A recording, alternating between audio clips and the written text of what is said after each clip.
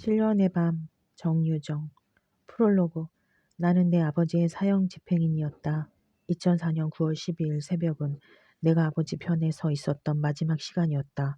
그땐 아무것도 몰랐다. 아버지가 체포됐다는 사실도 어머니의 죽음도 밤사이 무슨 일이 일어난지도 막연하고도 어렴풋한 불안을 느꼈을 뿐이다.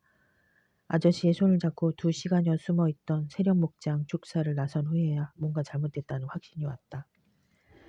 목장길 진입로를 경찰차 2대가 차단하고 있었다. 붉고 푸른 경광등 빛은 오리나무 숲에 피멍을 들이며 돌았다. 빛의 층위로 날벌레들이 날았다. 하늘은 아직 어두웠고 안개가 짙었고 나는 축축한 새벽 공기 속에서 떨기 시작했다. 아저씨는 휴대전화를 내 손에 쥐어주며 잘 간직하라고 속삭였다. 경관은 우리를 경찰차에 태웠다. 차창으로 혼란스러운 풍경이 지나갔다. 부서진 다리와 물에 잠긴 도로, 폐허가 된 거리, 뒤엉킨 소방차와 경찰차와 구급차, 검은 상공을 도는 헬리콥터, 세령댐, 저지대라 불리던 마을, 우리 가족이 2주 동안 살았던 동네가 무적행으로 변해 있었다. 무슨 일이 일어났을까? 나는 묻지 못했다. 아저씨를 쳐다보지도 못했다. 무서운 이야기를 들을까봐 겁이 났다. 경찰차는 SC의 한 경찰서에서 멈췄다. 한 경관이 아저씨를 복도 끝으로 끌고 갔다. 다른 경관은 나를 반대편으로 데려갔다. 작은 방에 2 형사가 기다리고 있었다. 내가 겪은 일만 말하면 된다. 파란 셔츠를 입은 쪽이 말했다. 누구한테 들은 얘기나 내 상상이 아니라 알아들었지? 알아들었다. 울면 안 된다는 것도 알아차렸다. 두려워해서도 안 될 일이었다. 지난밤 일을 침착하게 말해야 했다. 나와 아저씨가 풀려나려면, 아버지를 만나러 가려면, 어머니가 무사하다는 걸 확인하려면 그래야 한다고 판단했다. 그들은 잠자코 들었다. 내 얘기를 정리해보자. 널 호수로 끌고 간 사람은 아빠가 아니라 보안 회사 직원이야. 파란 셔츠가 확인했다. 네라고 대답했다. 아저씨가 구하러 올 때까지 너는 호수에서 2주 전에 죽은 여자애와 숨바꼭질을 했고, 숨바꼭질이 아니에요. 무궁화꽃이 피었습니다. 였어요. 2 형사는 입을 다물고 나를 봤다. 시선들은 말하고 있었다. 우린 내 말을 믿지 않는다. 얼마 후 파란 셔츠가 나를 경찰서 현관으로 데리고 나갔다. 작은아버지가 주차장에서 기다리고 있다고 했다. 현관부터 주차장까지의 통행로는 취재 기자들이 점령하고 있었다. 파란 셔츠는 내 팔꿈치를 치고 그들 속으로 들어갔다. 한 발짝 뗄 때마다 플래시가 터졌다. 고함이 터졌다. 고개를 들라 여기를 보라. 아빠를 만났느냐? 넌 어디 있었느냐? 현기증이 달려들었다. 목을대가 울렁대고 면미가 났다. 파란 셔츠의 걸음은 점점 빨라졌다. 어느 순간 나를 부르는 아저씨의 목소리가 들리는 듯했던 한순간 파란 셔츠에 손을 뿌리치고 뒤를 돌아보는 그 순간 무수한 얼굴들 사이에서 아저씨를 찾던 짧은 순간 카메라들이 나를 향해 일제히 성광을 뿜었다. 나의 빛의 바다에서 홀로 섬이 되었다. 작은아버지가 차 뒷문을 열어주었다. 나는 의자 한 구석에 웅크려 앉아 아저씨의 휴대전화를 열었다. 대기야만에 깔린 사진을 들여다봤다. 안개 낀 별채 앞길, 불 켜진 가로등들, 칡백나무, 울타리 옆을 나란히 걷는 거구의 남자와 사내아이. 남자는 사내아이의 책가방을 들었고 사내아이는 남자의 바지 뒷주머니에 손을 넣고 있었다. 아버지와 나였다. 열흘 전 아침 아저씨가 찍었을 우리의 뒷모습이었다. 나는 휴대전화를 접어 소나기에 움켜쥐었다. 무릎에 이마를 대고 엎드렸다. 울지 않으려고 안간힘을 썼다. 세상은 지난 밤일을 세룡호의 재앙이라 기록했다. 아버지에게 미치광이 살인마라는 이름을 붙였다. 나는 그의 아들이라 불렀다. 그때 나는 12살이었다. 등대마을. 검은 밴이 달려와 약국 앞에 섰다. 라이방 선글라스를 낀 남자가 운전석에서 내려 약국으로 들어왔다. 나는 막 라면을 먹으려던 참이었다. 3시경이었고 늦은 점심이었다. 청소를 끝낸 직후라 배가 고팠다. 그래도 일어나지 않을 수 없었다. 학생 뭐 좀 물어보자. 라이방을 벗으며 말했다. 시선이 짧게 깎은 내 머리에 머물렀다. 학생 맞지? 라고 묻듯 나는 냄비 귓대에 젓갈을 꽂았다. 물어라 빨리. 등대마을 가는 길이 어느 쪽이야? 이정표엔 없어서. 라이방은 손에 쥔 라이방으로 약국 옆 사거리를 빙 둘러 훑었다. 내 눈은 라이방의 차를 쭉 훑었다. 크고 우악스럽고 힘이 세 보였다. 15리의 채비 벤이라던가. 학생 등대마을 몰라? 나로 말하면 학생이 아니었다. 주인 약사가 채구나 부르면 네 하고 대답하는 약국 점원이었다. 그렇다고 해도 15리 정도의 벨이 꼴리지는 않는다. 반말에 욱한 것도 아니었다. 그저 궁금해서 마침 맞게 주인 약사도 없고 해서 한 말씀 물었을 뿐이다. 내비 없어요? 내비가 못 찾으니까 묻는 거잖아. 입말 안음을 생략한 표정이었다. 나도 입말을 생략했다.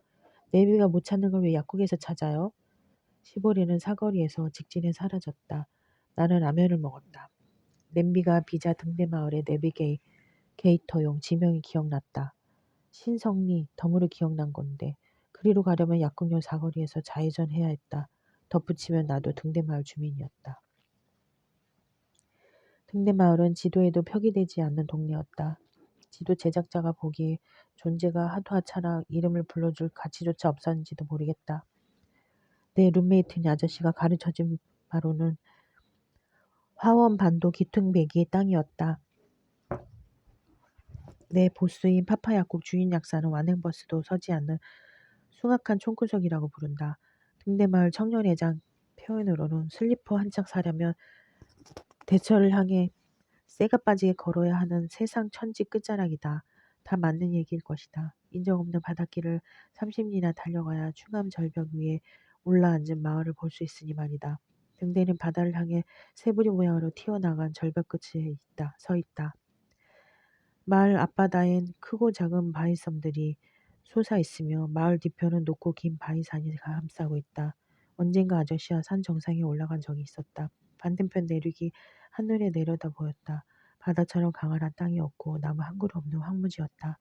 관광단지를 조성하겠다고 나라에서 사들여 놀리고 있는 곳이었다. 본래는 순수가 자라는 벌판이었다고 들었다. 지금은 사라졌지만 벌판 끝에 작은 마을도 하나 있었다. 시성리를 등대마을로 부르기 시작한 건 사라진 마을 아이들이었다. 등대마을 역시 소멸로 접어든 동네였다. 주민이라야 유령 인구인 애기들, 아저씨와 나까지 합해 12명에 불과하다. 주민 평균 연령은 69세, 고구마 농사로 먹고 산다. 바다는 이때 고기를 잡을 리가 없는 탓이다. 바다가 있으니 뭔가를 잡아들이기는 한다.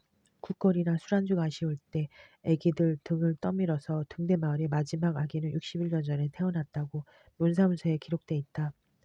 이 아기가 등대마을의 청년회장이자 동네에 하나밖에 없는 통통배 선주이며 아저씨와 내가 새들어 사는 등대 민박집 주인이다. 민박 손님은 대개 아름아름으로 찾아드는 스쿠버 다이버들이었다.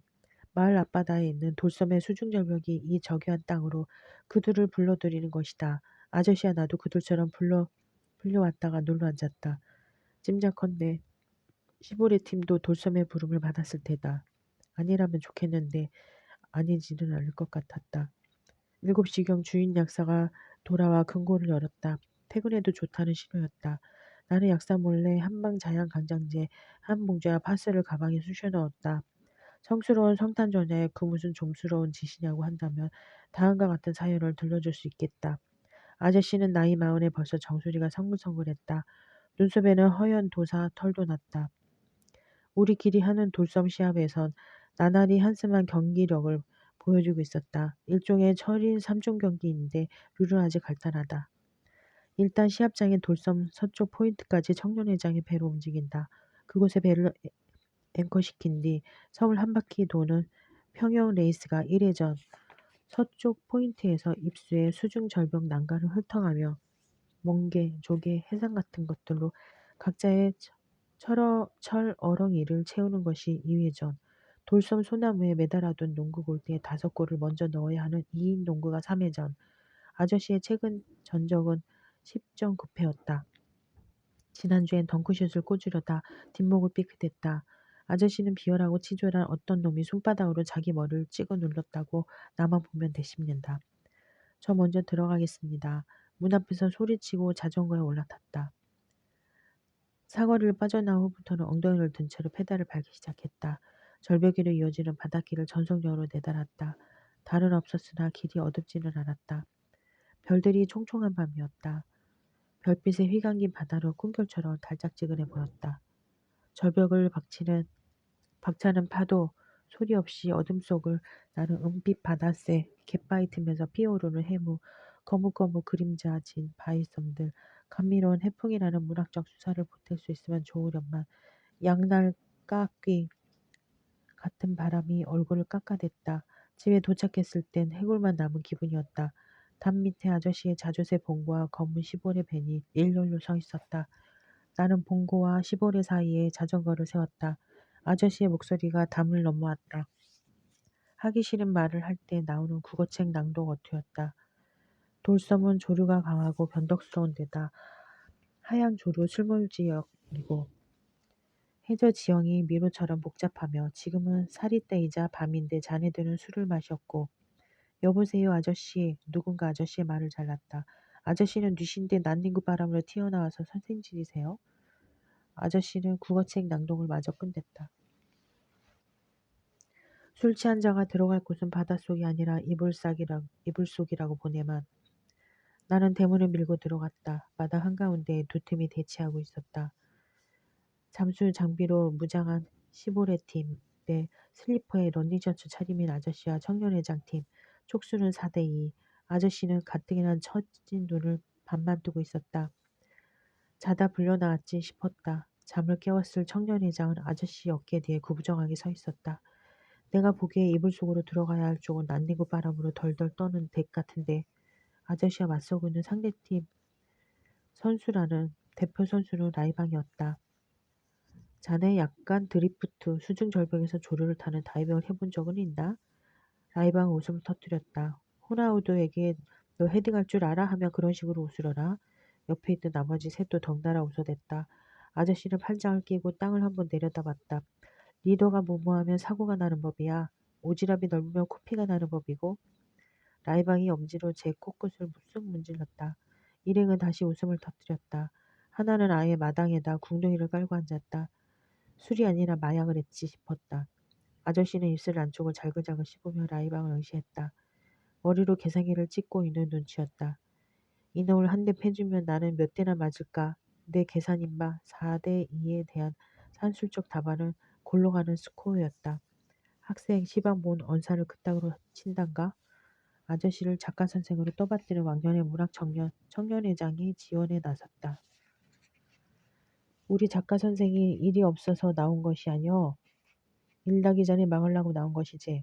우리 동네에서 제일 가는 잠수 전문가요. 이 양반이 아니라고 하면 사실적으로 다 아닌 거요. 날 밝으면 10번이고 20번이고 배 내줄 것이게 오늘은 그만두라고. 라이방이 마당에다 침을 탁 뱉었다. 덧붙인 아 씨발은 일발 장전의 기합으로 들렸다. 말귀팍 못 알아들으시네. 계약상 우리는 갑. 라이방의 검지가 청년회장의 벌개질 얼굴을 가리켰다.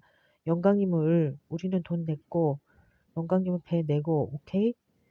나는 대문을 뒷발로 차고서 닫았다. 아저씨를 방으로 퇴장시키려면 판을 깰 필요가 있었다. 청년회장까지 구하지는 못하겠지만 엄마 우레기 언제 왔대야? 청년회장이 먼저 돌아왔다. 이 아저씨가 돌아봤다. 시무레팀의 시선이 사열하듯 따라왔다. 이것 봐라. 이게 누구신가? 약국 점원 형아 아니신가? 라이방이 대뜸 아른 체를 해왔다. 나는 아저씨에게 말했다. 저 좀 보세요. 라이방이 아저씨 앞을 가리고 있었다. 우리 점원 형아는 집을 어떻게 찾아오셨을까? 등대말 모른다면서. 그래도 우리 방은 안다. 기역자형 한옥의 맨 첫 번째 방이었다. 길가로 큰 창이 나 있어 등대와 바다가 한눈에 보이는 방이기도 했다. 그쪽으로 몸을 틀었다. 형아네 사장 아직 모르지? 제 집도 모르는 칠뜨기가 자기네 정원인 거.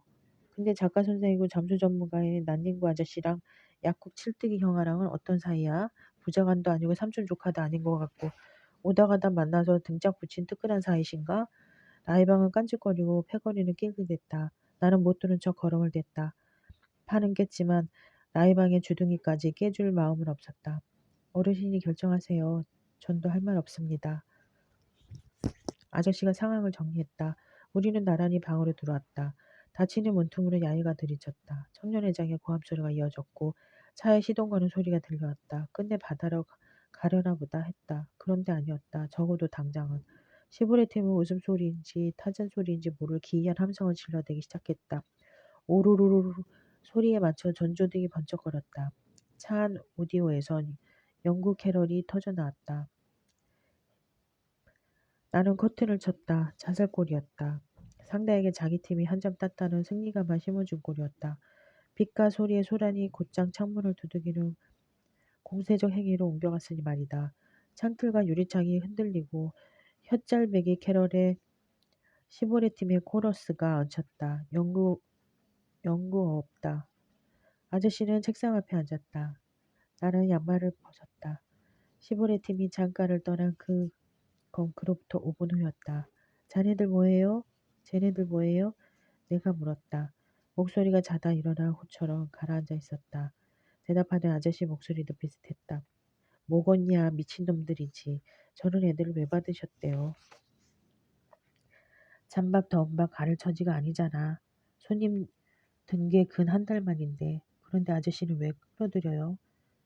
술 마시고 배 내달라고 떼를 쓰니까 말려보라고 부른 거지. 아저씨는 잠시 뭔가를 생각하다가 혼잣말처럼 물었다. 팔고도 붙이고 말려도 들을 애들이 아니었지. 사마귀가 다리를 들어 길을 막는다고 불도저가 살까. 나는 가방에서 자연강장제를 꺼내 내밀었다. 아저씨는 버럭 성을 냈다. 이런 거 왜 자꾸 훔쳐와 임마. 부작용 나면 내가 책임질래? 부작용으로 머리털이 사자 갈기처럼 돋는다잖아요. 굳이 온화하고 사려 깊은 대머리가 되겠다면 내가 먹고요. 아저씨는 약을 낚아갔다. 나는 발을 씻으러 갔다. 고양이는 천둥이 치기 전에 뇌에 자극을 느낀다고 한다. 인간의 뇌 변형계에도 비슷한 감각이 하나 있다. 재앙의 전조를 감지하면 작동되는 불안이라는 이름의 시계. 자리에 누운 후로도 나는 잠을 이루지 못했다. 째깍대는 초침 소리를 들으며 기억 속으로 뒷걸음질 쳤다.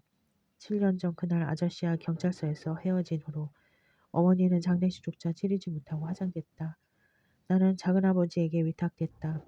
학교에는 다니지 못했다. 절약한 첫날에 다닐 수 없다는 걸 깨달았다. 반 아이들은 내가 누군지 나보다 더 잘 알고 있었다.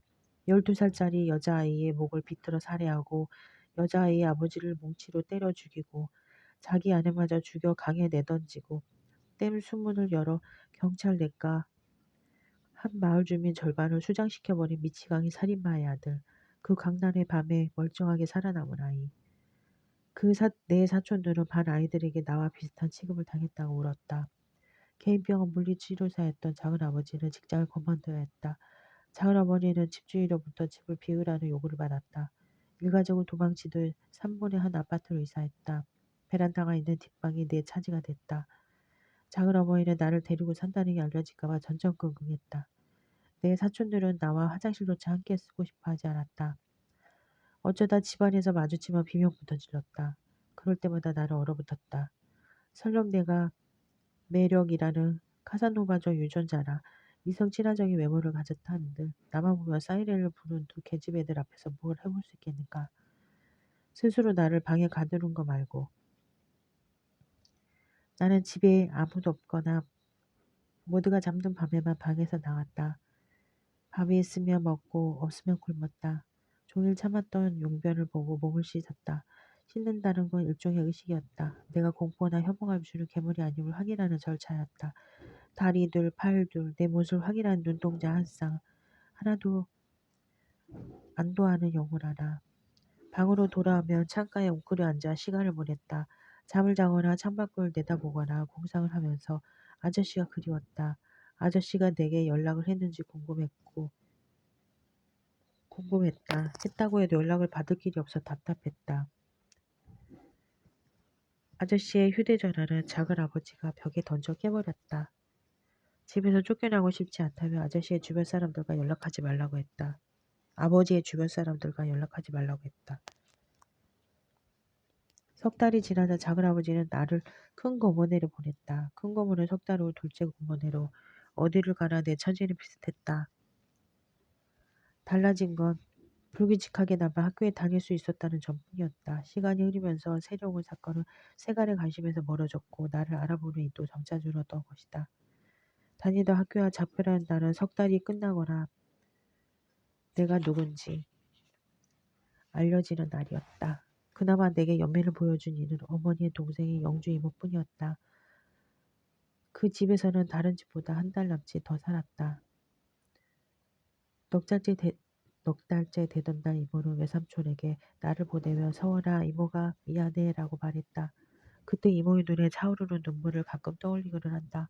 이모부가 없었다면 영주 이모는 나를 쭉 데리고 사라졌을까. 이모부는 나를 몸소리 나게 싫어했다. 술에 취해 들어오면 다짜고짜 끌어내 정신 나간 사람처럼 주먹질을 퍼부어댔다.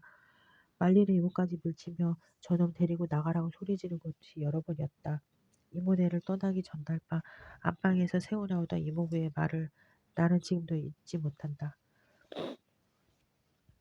너 저놈 눈 똑바로 본 적 있어? 저놈 우는 거 본 적 있어? 욕을 먹어도 두들겨 맞아도 똑같은 눈이야. 아무 표정 없이 물끄러미 쳐다본다고. 그게 사람을 환장하게 만든단 말이야. 그건 어린애 눈이 아니야. 뭔 일을 저질러도 저지를 눈이지. 난 무서워서 더 못 때리고 있어. 내일 저놈한테 보내. 눈보라가 치던 1월 첫날 나는 외삼촌 집에서 석 달째 아침을 맞았다. 가방을 들고 나오는 내게 외삼촌은 천원짜리 2장을 건넸다. 3번 작은 아빠네 찾아갈 수 있지. 주소를 외우고 있으니 어떻게든 찾을 수 있겠지. 대답으로 고개를 끄덕였다. 외삼촌은 데려다 주지 못해 미안하다고 말했다. 외삼촌 네는 그날 이사를 할 예정이었다. 이사할 집 주소는 내게 가르쳐 주지 않았다. 나는 책가방을 메고 옷가방을 들고 모자를 눌러쓰다 아파트 단지를 걸어 나왔다. 칼바람이 불었다. 밤사이 내린 눈 때문에 길이 미끄러웠다. 손이 시리고 코끝이 한 방 얻어맞은 것처럼 아팠다. 그래도 뒤돌아보지 않았다. 한 집에서 쭉 살게 해달라고 애원하기 싫었다.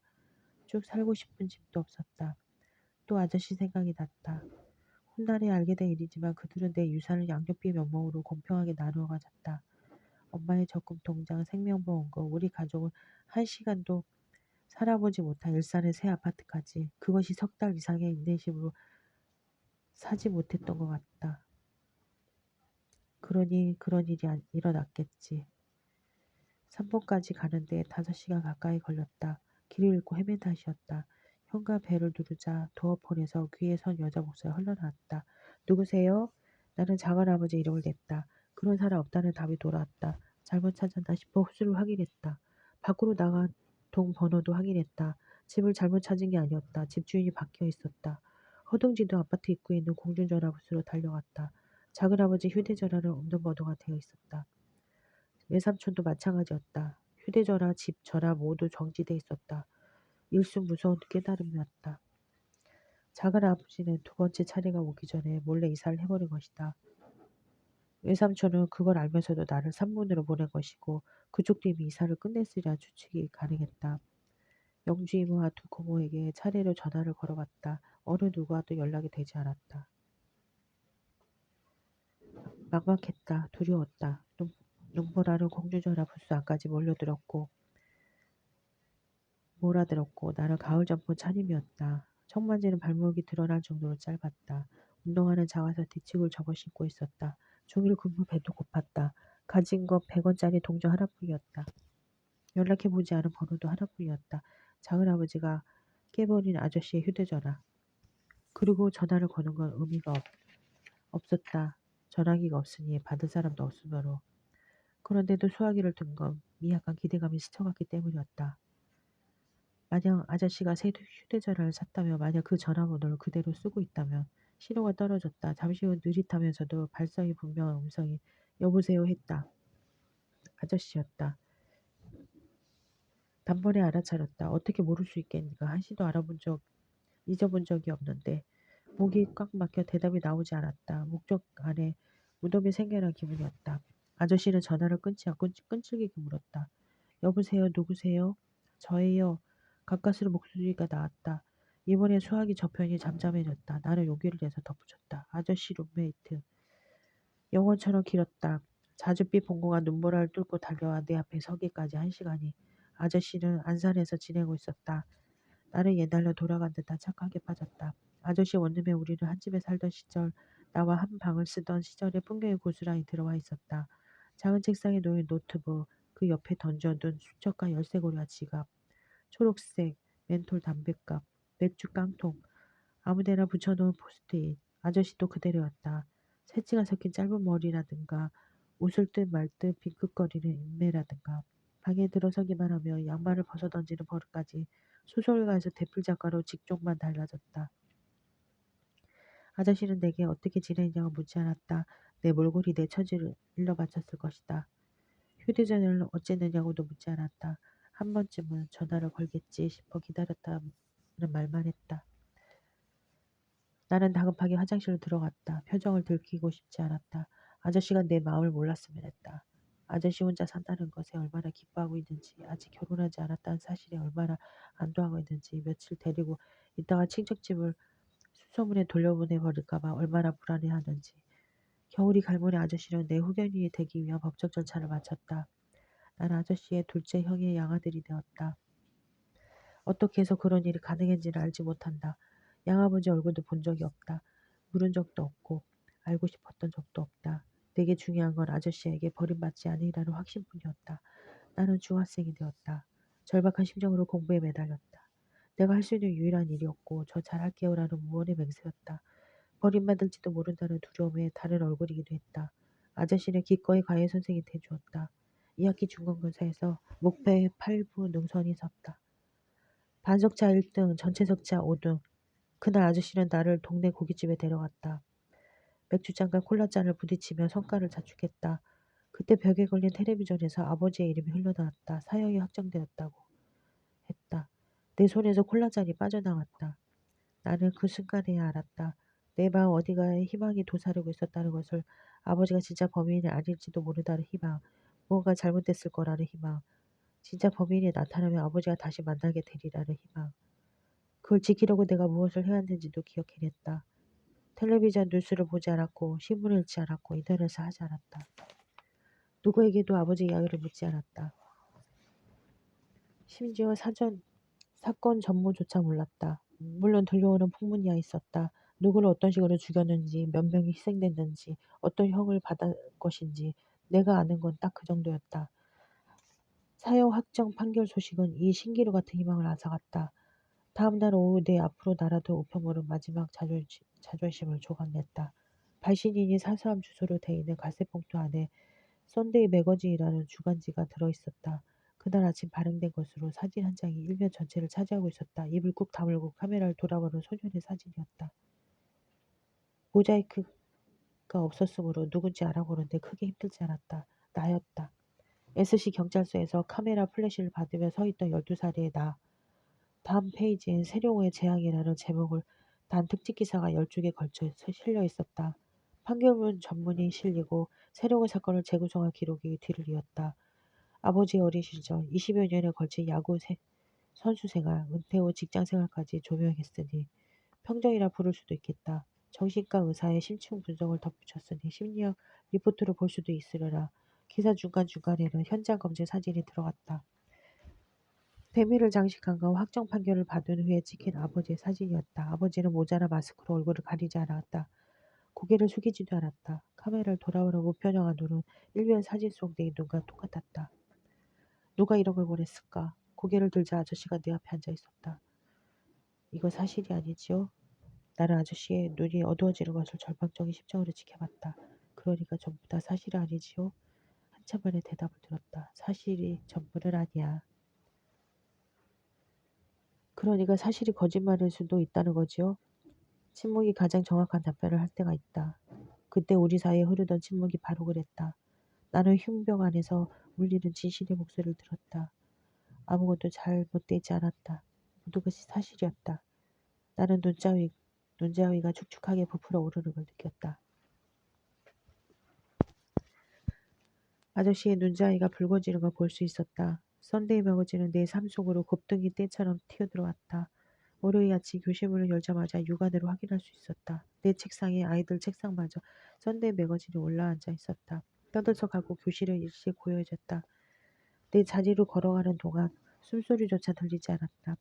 가방을 의자에 내려놓고 썬데이 매거진을 집어다 교실 뒤편 쓰레기통에 버렸다. 되돌아 가방을 열고 자습서를 꺼내고 의자에 앉았다. 수십 쌍의 눈이 내 뒤통수를 붙었다. 등 뒤에 누군가를 기사를 읽기 시작했다. 나를 사형시켜라. 자습서의 활자들이 뽀얗게 부서졌다. 살인마 최연수를 끝내 변호사를 거부했다. 사형 확정 판결을 받는 순간에도 무덤덤한 표정이었다. 어깨너머로 뒤를 봤다. 준석이었다. 내게 노상 빵을 사오라고 시키던 놈. 나를 빵집 모찌라고 부르던 놈. 눈이 마주치자 놈은 썬데이 머거지를 들고 자리에서 일어났다. 현장 검증을 하던 지난 2004년 11월에도 최연수는 어린 소녀의 목을 비틀거나 아내를 강에 던지는 장면을 태연하게 재현해내 국민의 공분을 산 바 있었다. 나는 책을 덮었다. 가방을 틀어지고 일어나 교실문을 향해 걸음을 뗐다. 심장에서 나비들이 날고 있었다. 검은 날개를 펄럭이며 폭발하는 듯 솟구치는 아들의 달리라는 무나비들. 발 뒤꿈치가 둥둥 떴다. 아이들의 얼굴이 훌쩍훌쩍 뒤로 물러났다. 준석은 계속 읽었다. 내가 교실에서 꺼질 때까지 읽을 태세였다. 물론 나는 꺼질 예정이었다. 놈의 입을 닥치게 해준 다음에. 당시 12살이었던 최은수의 아들은 세력목장 폐축사에 숨어 준석과 내 어깨가 일렬이 되는 순간이 왔다. 내가 걸음을 멈추자 놈은 내게 견둔주의를 던졌다. 조롱과 경멸, 혐오가 뒤섞인 시선이었다. 나는 시선을 피해 발끝을 내려다봤다. 놈은 이력이 화려한 싸움꾼이었다. 키도 덩치도 나보다 훨씬 컸다. 놈을 손보겠다고 덤비는 건 고난을 불러들이는 것과 다르지 않았다. 내겐 응어국은 하나 없었다. 쓸 수 있는 무기는 순발력뿐이었다. 반 아이들의 기대에 어린 시선과 빵지모치에 대한 놈의 자신감이 기회를 줄 것이라고 생각했다. 한 발짝 발을 떼며 놈을 지나쳤다. 놈은 다시 기사로 시선을 옮겼다. 가까스로 화를 피한 최근은 나는 빙그르 몸을 돌렸다. 쥐고 있던 가방을 놈의 얼굴로 휘둘렀다. 책이 가득 든 묵직한 가방은 얼굴 정면에 후려 갈겼다. 비명이 튀고 놈의 뒤통수를 뒷자리 책상에 박치면서 의자에 함께 바닥으로 나자빠졌다. 이 한 번의 기회를 나는 놓치지 않았다. 득달같이 몸을 날려 놈의 가슴팍을 팔꿈치로 내리찍어버렸다. 내가 딴 점수는 거기까지였다. 누군가 뒤에서 내 머리를 의자로 후려쳤던 것이다. 허리를 말고 뒹구른 준석의 모습이 흐릿하게 멀어졌다. 이윽고 시야가 컴컴해왔다. 정신이 들었을 때 아이들 밑에 납축하게 깔려 있었다. 준석은 병원으로 실려갔다. 나는 파출소로 끌려갔다. 단순한 아이들 간의 싸움으로 훈방 처리될 수도 있었건만 상황이 이를 키웠다. 잊혀져 가던 최은수는 사형 확정 소식으로 다시 수면 위로 부상한 참이었고 나는 그의 아들이었으며 그의 아들이 밟아버린 선량한 시민의 아들은 코뼈와 갈비뼈가 부러졌다. 선량한 시민 부부는 합의를 거부했다. 순경들은 파출소로 몰려드는 기자들을 막지 않았다. 아저씨는 내가 소년 분류심사원으로 넘어가는 걸 막지 못했다. 사주 심리에서 보호관찰 인연이 떨어졌다. 당시의 여론을 감안하면 가벼운 처분이었다. 아저씨의 읍소, 피해자와의 합의 노력이 소년 언행을 막았을 것이다. 덕택이 아저씨의 전세 원룸이 사라졌다. 우리의 새 집은 반지하 단칸방이었다. 아저씨는 내게 두부를 내밀며 말했다. 괜찮아. 이제 다 끝났어. 끝나지 않았다. 그것이 시작이었다. 내 칠수에 맞춰 썬데이 매거진 집주인에게 배달됐다. 이번에는 내가 주인공 노릇을 한 4주저 기사까지 추가됐다. 주인은 방을 빼라고 요구해왔다. 학교는 나를 받아들이지 않았다. 아저씨는 전학과 자퇴 중에서 선택을 해야 했다. 나는 중학교를 졸업하지 못했다. 12번의 전학 끝에 자퇴해 검정고시로 고등학교에 갔다.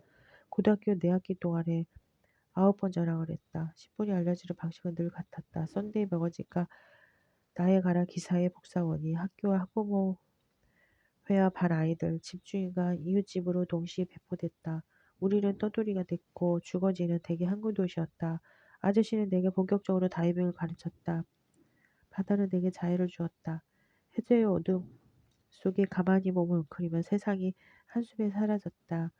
그것은 누구의 손도 닿지 않고 누구의 눈길도 비치지 않고 누구의 소리도 들리지 않는 세상의 절대벽이었다.